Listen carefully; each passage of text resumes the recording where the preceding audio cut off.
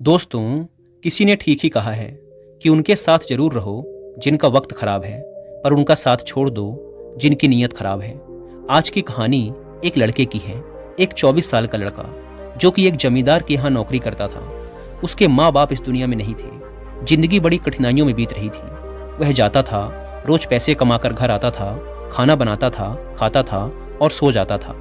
यही उसकी दिनचर्या थी। एक शाम जब वह अपने काम से घर वापस लौट रहा था तो उसने देखा कि एक बूढ़े फकीर अपनी पीठ पर 3 बड़ी पोटली रखकर एक नगर से दूसरे नगर की तरफ जा रहे थे।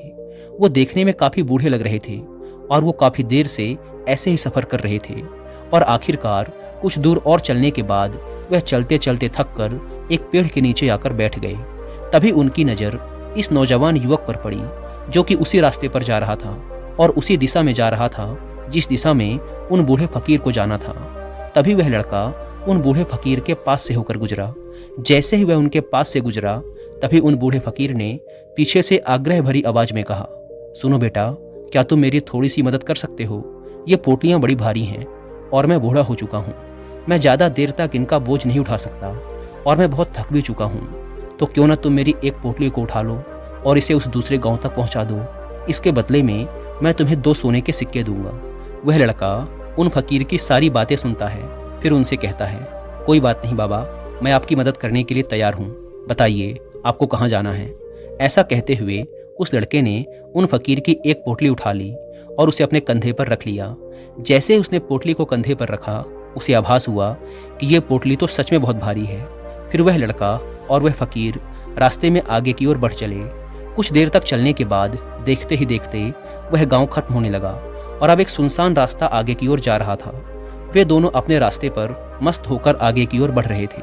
जब वे भीड़ से पूरी तरह से अलग हो गए तब वह लड़का उन फकीर से कहता है कि बाबा, इस पोटली में आखिर ऐसा क्या रखा है जिससे यह पोटली इतनी भारी है?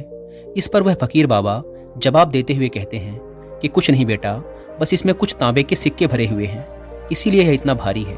उन फकीर की यह बात सुनकर वह लड़का मन ही मन सोचने लगा, लगता है ये बाबा जरूर कोई व्यापारी हैं, तभी तो इतने सारे तांबे के सिक्के साथ लेकर चल रहे हैं। लेकिन तभी उसके मन में एक विचार आया, मुझे इन सब से क्या मतलब, मुझे तो सिर्फ इस पोटली को दूसरे गांव तक पहुंचाना है। जैसे उसके मन में यह विचार आया उसने तांबे के सिक्कों का ख्याल अपने मन से निकाल दिया और मस्त होकर मार्ग में आगे की ओर बढ़ने लगा। चलते चलते कुछ और समय बीता और वे दोनों एक नदी के किनारे आ पहुंचे। वह लड़का काफी हट्टा कट्टा था और काफी चुस्त और तंदुरुस्त भी था, इसीलिए वह बिना ज्यादा सोचे उस नदी में उतर जाता है। परंतु वह फकीर अभी भी किनारे पर ही खड़े थे। यह देख वह लड़का उन फकीर से कहता है, क्या हुआ बाबा, क्यों रुक गए? आइए, हमें इस नदी को पार करना होगा, तभी तो हम उस गांव तक पहुंच पाएंगे। इस पर वह फकीर उस लड़के से कहते हैं, मैं जानता हूं बेटा कि हमें यह नदी पार करनी ही होगी, पर जैसा कि तुम देख ही रहे हो मैं अब बूढ़ा हो चुका हूँ, इसीलिए ये 2-2 पोटलियां एक साथ लेकर यह नदी पार नहीं कर सकता। इसमें अगर मेरा पैर फिसल गया तो फिर मैं आगे का सफर कैसे पूरा करूंगा? क्या तुम मेरी एक पोटली और ले सकते हो? मैं तुम्हें इसके बदले भी 2 सोने के सिक्के और दूंगा। इस पर वह लड़का मुस्कुराते हुए उन फकीर से कहता है, बाबा, अब आप मुझे शर्मिंदा कर रहे हैं। अगर आप मुझे सोने के सिक्के ना भी दें तब भी मैं आपका कार्य अवश्य करूंगा। मैं आपको उस दूसरे गांव तक अवश्य पहुंचाऊंगा। इस पर वह फकीर मुस्कुराते हुए कहते हैं, बेटा, तुम तो बड़े ही भले आदमी मालूम पड़ते हो। इतना कहकर उन्होंने वह दूसरी गठरी भी उस लड़के को थमा दी। जब उस लड़के ने वह दूसरी गठरी अपने कंधे पर रखी तब उसे यह गठरी भी बहुत ज्यादा भारी लगी, किंतु उसने वहां पर कुछ नहीं कहा। जैसे तैसे उन दोनों ने वह नदी पार की। नदी पार करने के बाद बातों ही बातों में उस लड़के ने उन फकीर से कहा, बाबा, आखिर इस दूसरी गठरी में क्या है, क्योंकि यह भी बहुत भारी है। इसका उत्तर देते हुए बाबा कहते हैं, बेटा, इस गठरी में चांदी के सिक्के हैं, इसीलिए इस गठरी में भी काफी वजन है।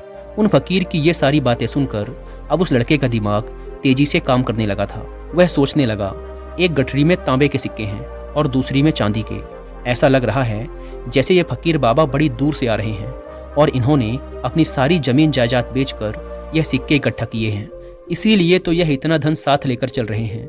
लेकिन वह लड़का उन फकीर बाबा से कुछ भी नहीं कहता और वे दोनों चुपचाप मार्ग में आगे की ओर बढ़ते चले जाते हैं। कुछ देर चलने के बाद आगे फिर एक सुनसान रास्ता आता है। उस सुनसान रास्ते पर आते ही उस नौजवान लड़के के मन में तरह तरह के विचार उठने लगे। वह सोचने लगा, अरे यह तो सुनसान रास्ता है। अगर मैं ये सिक्के लेकर यहाँ से भाग जाऊं तो ये फकीर भला कब तक मेरे पीछे भागेंगे।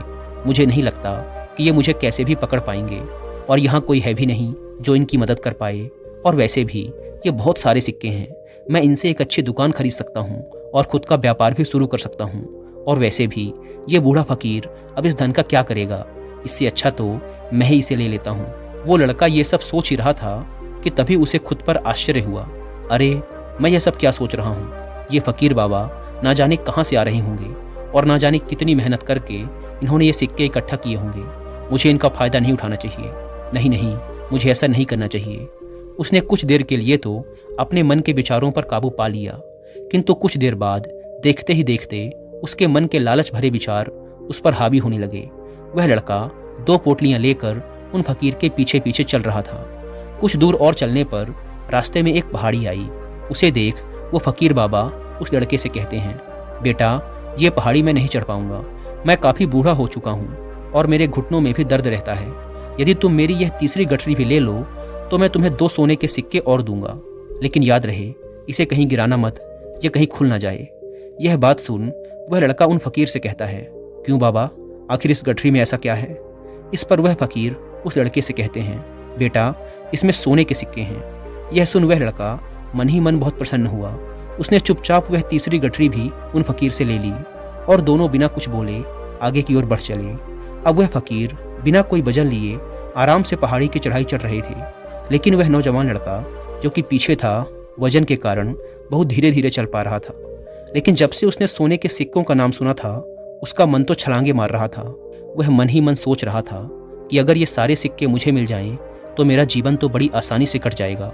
वैसे भी ये फकीर तो बूढ़े हो चुके हैं, भला इन्हें इतने धन की क्या आवश्यकता? इनका जीवन तो वैसे भी कट ही चुका है।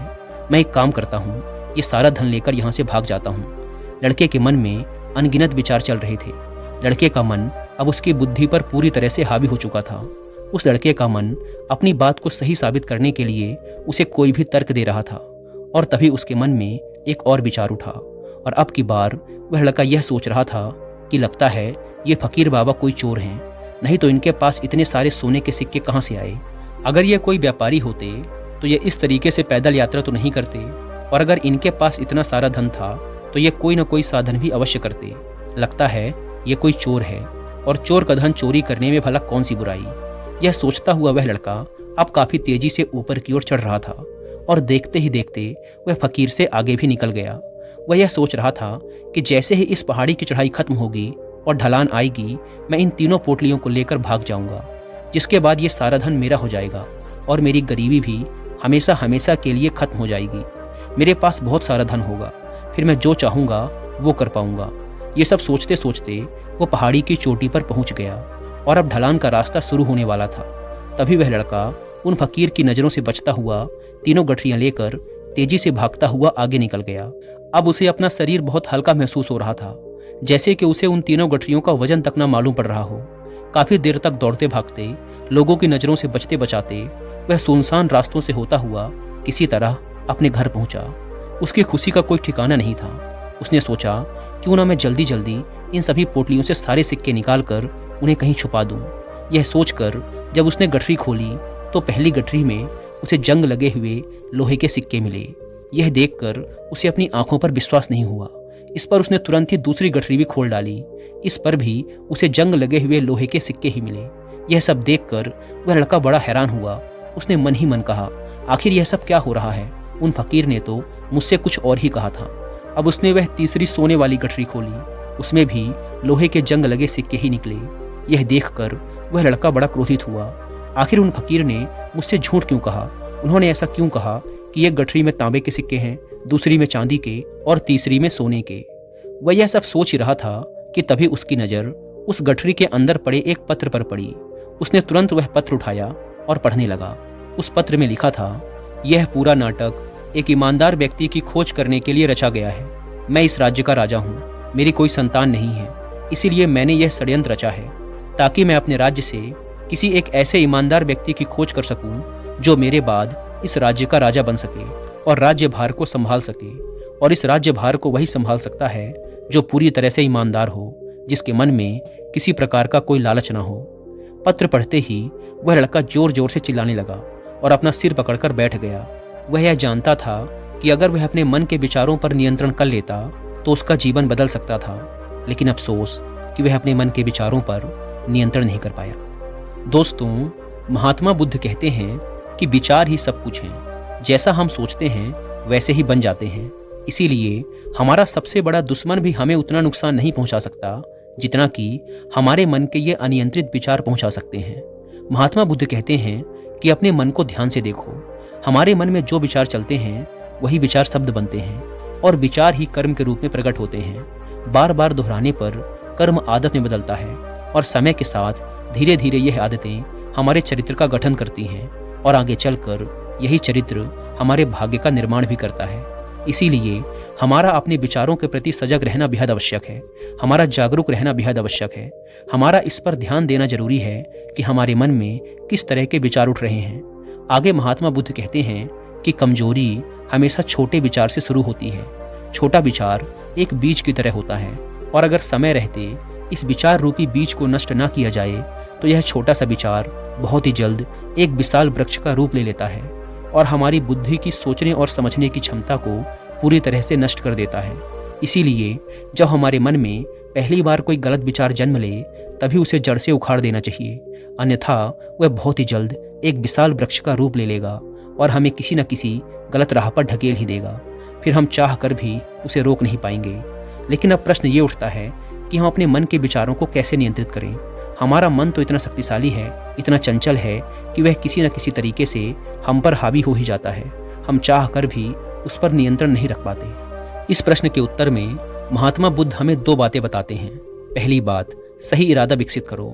कई बार आपने देखा होगा कि आप बोलना कुछ और चाहते हैं लेकिन बोल कुछ और देते हैं, क्योंकि आपके मन के भीतर जो कुछ बसा हुआ है वही आपके मुख से बाहर भी निकल रहा है। लेकिन जब हमसे वह गलती हो जाती है तो उसके बाद हमारा मस्तिष्क अच्छी तरह से काम करना शुरू कर देता है। हम अपने सोचने और बोलने के प्रति सजग हो जाते हैं और इसी अवस्था में हमें एहसास होता है कि हमसे गलती हो गई है और फिर हमारा मन दुखी हो जाता है, वह पश्चाताप से भर जाता है। और इस दुख और पश्चाताप से बचने के लिए महात्मा बुद्ध हमें सही इरादा विकसित करने के लिए कहते हैं। और ऐसा करने के लिए जब भी आप कोई कार्य करने जा रहे हों तो सबसे पहले आपको स्वयं से पूछना चाहिए कि जो कुछ भी मैं करने जा रहा हूँ इसके पीछे मेरा इरादा क्या है। क्या मैं दूसरों को दुख पहुँचाना चाहता हूँ, दूसरों को नीचा दिखाने जा रहा हूँ, या मुझे दूसरों को और खुद को ऊपर उठाना है। खुद से सवाल कीजिए, खुद को सचेत कीजिए। जब आप इरादों के प्रति सचेत होने लगेंगे, जब आप विचारों के प्रति जागरूक होने लगेंगे, तभी आपके अंदर सकारात्मक ऊर्जा का प्रवाह होगा। तभी आप सकारात्मक इरादों से जुड़ने लगेंगे और आपके अंदर बैठी हुई नकारात्मक ऊर्जा और नकारात्मक इरादे दिन प्रतिदिन कम होने लगेंगे। परंतु स्मरण रहे, आपको यह हर दिन करना होगा और आपको हमेशा इस बात का ध्यान रखना होगा कि आपको केवल अच्छा सोचना है और आपके इरादे हमेशा सही होने चाहिए। तभी आप दुख और तकलीफों से बच सकते हैं, अन्यथा आप इसी तरह दुख और तकलीफों से घिरे ही रहेंगे और आप कभी भी इससे बाहर नहीं निकल पाएंगे। दूसरी बात, विचारों के प्रति जागरूकता विकसित करो, जिससे आपका मन धीरे धीरे शांत होने लगेगा और आपके मन में बसी हुई सभी नकारात्मक ऊर्जाएं, सभी नकारात्मक विचार खत्म होने लगेंगे और आप शांति की दिशा में आगे बढ़ेंगे। और आपको इसके लिए सिर्फ इतना ही करना है कि इस पल में जो कुछ भी घटित हो रहा है आपकी आंखों के सामने, आपके अंदर जो कुछ भी जैसा भी चल रहा है, बस उसे देखते रहना है। अपने मन के अच्छे बुरे विचार, अपनी भावनाओं और यादों पर बिना कोई प्रतिक्रिया दिए बस उन्हें देखते रहना है, जिससे आपके मन के सारे विचार देखते ही देखते खत्म होने लगेंगे। आपका मन खाली होने लगेगा। इसके बाद आप न केवल नकारात्मक विचारों से बच सकते हैं, बल्कि आप बहुत सी दुख और तकलीफों से भी दूर रह सकते हैं। इसीलिए तथागत बुद्ध कहते हैं कि जो स्वयं को देखता है वही सबसे बड़ा तपस्वी है। अर्थात जो अपने मन में चल रहे विचारों को सिर्फ देखता है और उन पर कोई भी प्रतिक्रिया नहीं करता, सिर्फ उन्हें देखता है और समझता है, वास्तव में वही अपने मन पर नियंत्रण भी कर सकता है और वही अपना जीवन सुखी और खुशहाली के साथ जी सकता है। इसीलिए यदि आप भी अपने जीवन को सुखी और खुशहाल बनाना चाहते हैं तो आपको अपने मन पर नियंत्रण साधना ही होगा, अपने मन में चल रहे विचारों के प्रति जागरूक होना ही होगा और अपने मन को खाली करना ही होगा। दोस्तों, उम्मीद है कि आपको इस वीडियो से बहुत कुछ सीखने को मिला होगा और वीडियो में यहाँ तक बने रहने के लिए आपका बहुत बहुत धन्यवाद।